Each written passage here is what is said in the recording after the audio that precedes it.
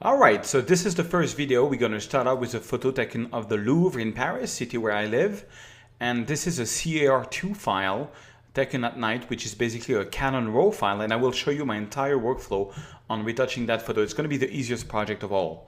So I double click on it, and as it's a RAW file, it's going to open up Camera Raw, which you can see here. Okay, so this is Camera Raw, and let me take you through my workflow. Now here, I start with opening up the shadows. The shadows is this slider. When you do that, anything which is shadow opens up. You know, it fills in the shadows, which is always very nice. So the next thing that I do is I bring down the highlights. That's going to take anything which is very, very light and bright and make it darker. Then I'm going to hold down the Option key or the Alt key on the Windows, and Alt key also on Mac, and I'm going to do the white. I'm going to press. The whole screen is going to go black, and I'm going to go to the right until I see some white spots. Maybe not as much as this, but a little bit. That is called determining a white point. That's the brightest part of the image. Now I do the opposite with the blacks. I press the Option key and I go left until I see some dark spots. Voila. And this is usually I go a bit more on the right. On the left on the blacks. I go a bit more than on the whites. And so now that what I have done is basically given back the contrast of the photo. If you want to see the before and after, just click the preview button here. Before, after, before, after. All right. So now what else can we do with this photo? I think that now the next thing I usually do is the temperature. Let's try daylight to see what happens. Daylight is going to make everything a bit more blue. I kind of like what it does because I thought it was a bit too yellow. Then if you go to cloudy, there's a bit of cloud, it's going to make it even warmer. And if you go to shade, that's going to make it even warmer. Now we have a lot of tungsten light here, so we could try going to tungsten. Now that makes it way too blue. Okay, and fluorescent, let's check it out. It's a bit better. I think what I liked the most was daylight. Daylight is pretty cool, but I think I'm going to put more blues into it. You can just correct it. If you go left on the temperature, it's just an artistic decision, of how you want this to look. So if I go left here, I'm just going to make it a bit more blue. Usually I had a bit more magenta. I think I'm going to make it even more blue here. Okay, so that's nice. Okay, before, after. That's what we've done so far. Usually I add up a bit more contrast to the photo to make it pop a little bit more. And as you add contrast, usually you have to boost the exposure up a little bit. That usually goes with it, So that's starting off kind of nice. But usually what you have when you take landscape, urban landscape, is your sky is way too bright compared to the rest of the photo. And that's where you use this tool up here called the ND gradient filter. So you just press on it, and what happens with this is you have all kind of settings on your right, and they're going to be applied on a gradient. So let me first, I'm going to click on the minus here.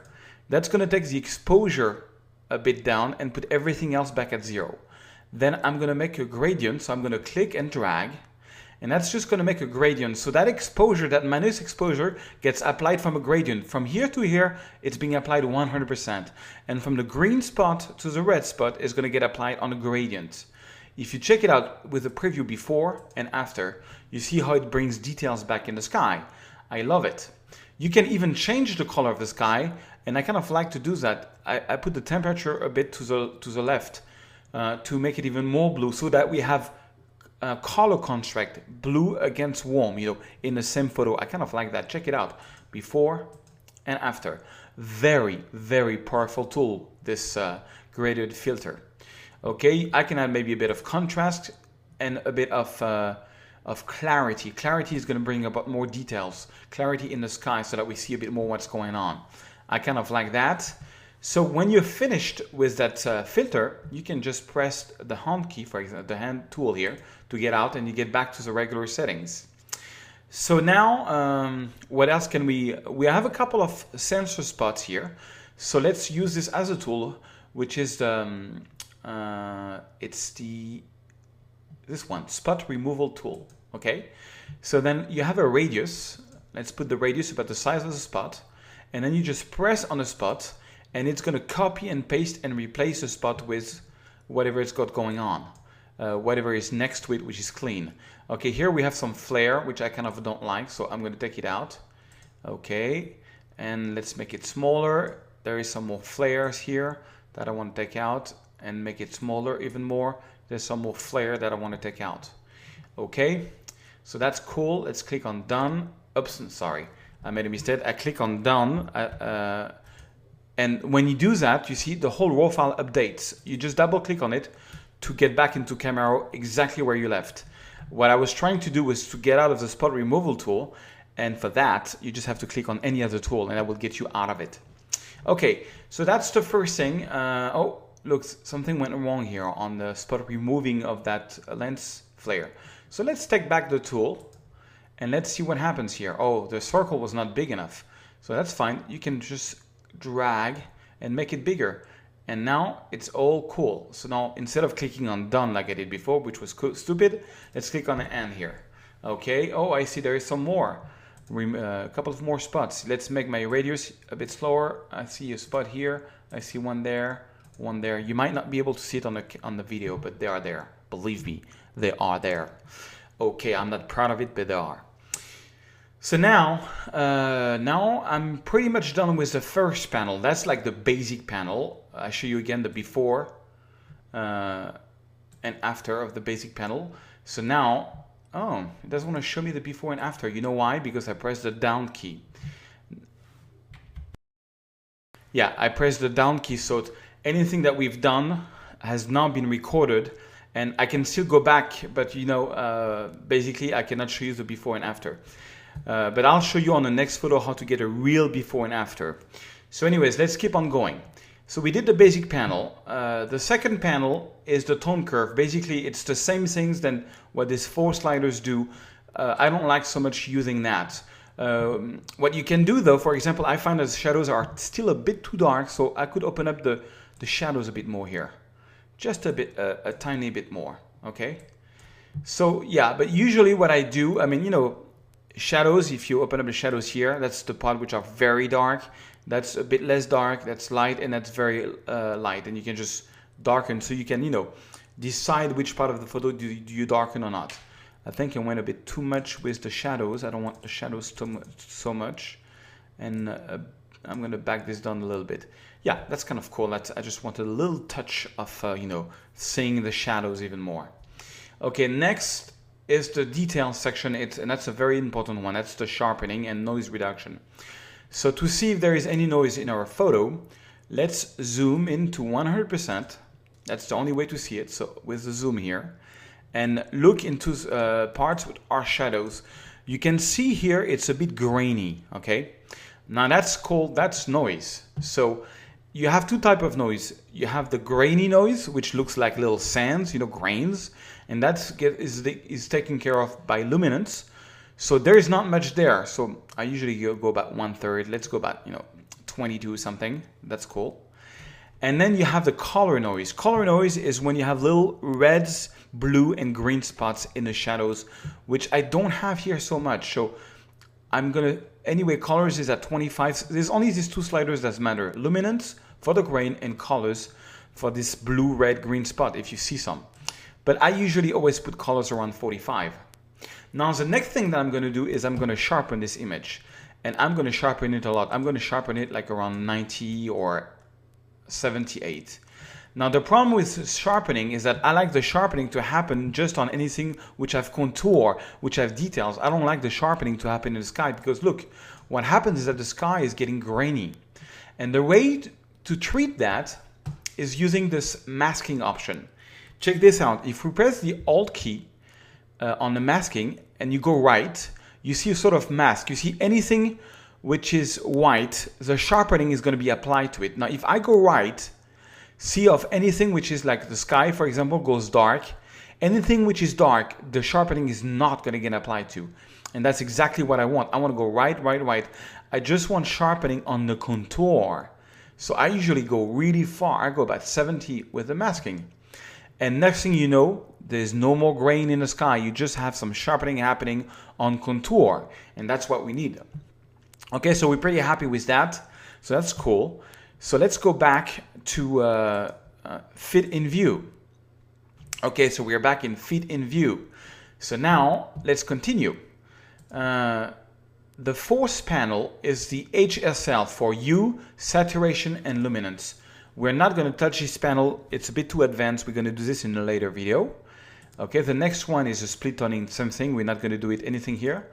But the next one is lens correction, and that we're going to be doing, my friends. And we're going to do something very complex. We're going to click on enable lens profile correction. And usually, and you know what, it doesn't work because unable to locate a matching lens profile automatically. I shot this with a pretty weird lens, so never mind, that's not going to work with this photo. Sorry for that. I'll show you that in another example because this was taken with a very, I remember it's not a very known lens where I took that photo. If it did detect the right lens, it would correct all the problems with it. I usually just make sure this is leave on. But one thing I want to show you, maybe we can do something about that, and it's here. Look here around the Louvre here. See how you have a little fringe, a little blue fringe, and here you have a little red fringe. Now, if in lens correction, if I go to colors and I click on remove chromatic aberration, check this out. See how it's gone? No more blue fringe, no more red fringe. Let me show you before, blue fringe, red fringe. After, no more blue fringe, no more red fringe. Basta, that's it. Love it, you know. So make sure that's on. Okay, so let's go back to fit in view. Okay, so now we did that, and that's all I'm going to do on this panel. Next panel is grain. I'm not going to add some grain to the photo because I usually do that for, you know, anything which is black and white usually. But post-crop vignetting, ooh, I like post-crop vignetting. Look at this. If I'm going to go left, where it's going to go, it's going to add some kind of vignette effect, making the whole borders of the photo a bit darker, getting the eyes of the viewer inside the photo. You know, I kind of like that. So that I'm going to do for sure. Next is the camera calibration. That's the last thing. Now, camera calibration, just so you understand what that is that, you know, Camera Raw and Lightroom has different ways of interpreting your RAW files. It's just different ways. And the way they have, first you have to know that there is like a processed version. 2012, 2010, 2003.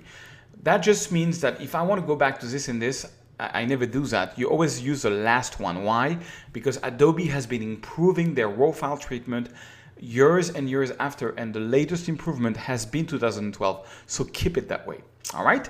And camera profile, here we are. That's the different ways of, you know, of interpreting the RAW file.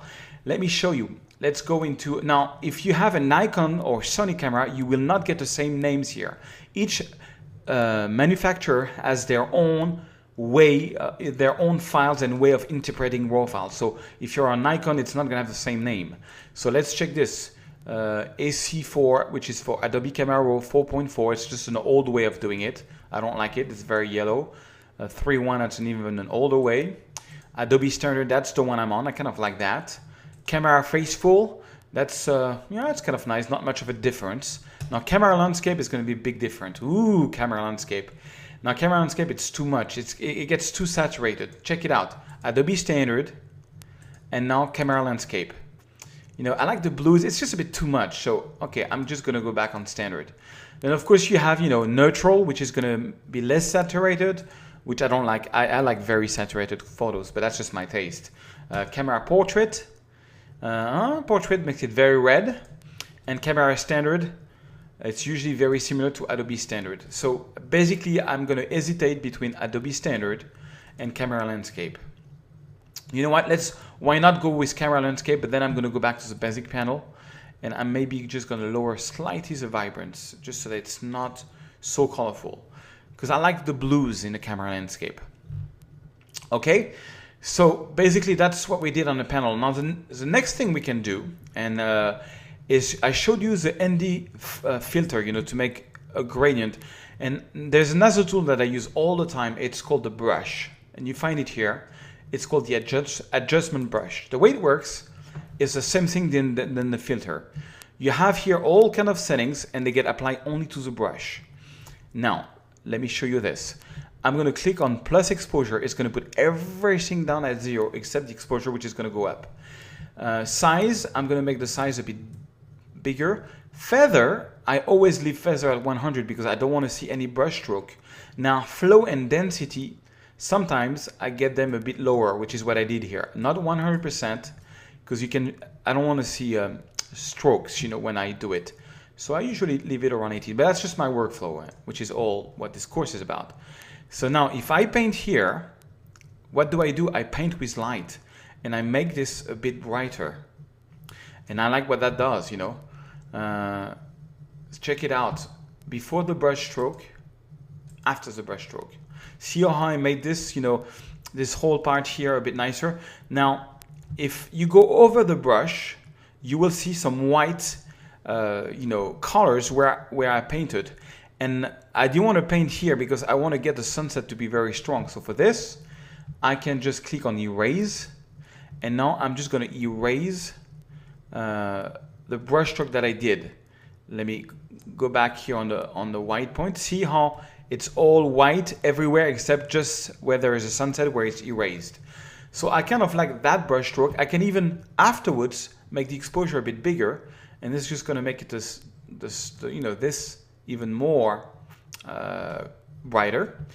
Usually what I do is when I do one brush stroke, I like to create a new brush for every stroke. So I click on new.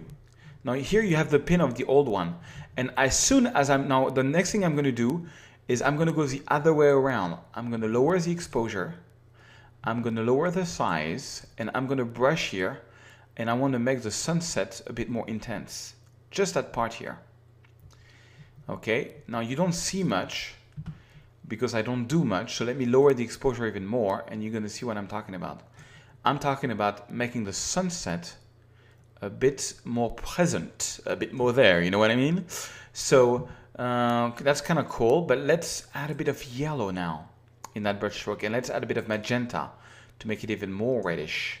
Check it out, before the brush stroke, after the brush stroke. Ooh, a bit too much, so I'm going to go back on the colors. But sunsets can be incredible, and usually cameras have a lot of trouble of really grabbing them properly, if you see what I mean, So, so that's that. Let's add a new brush stroke, and this time let's click on plus. Everything goes down to 0 except the exposure, and I just want to make this a bit bigger. This time I'm going to get flow and density at 100%. I make the size way bigger, and I just want one brush stroke here just to make this part a bit brighter. There's a rule that I learned from Joe McNally, which is a very famous photographer. I saw him on a podcast, and he used to say that an object which is partially lighted is more interesting than an object which is evenly lit.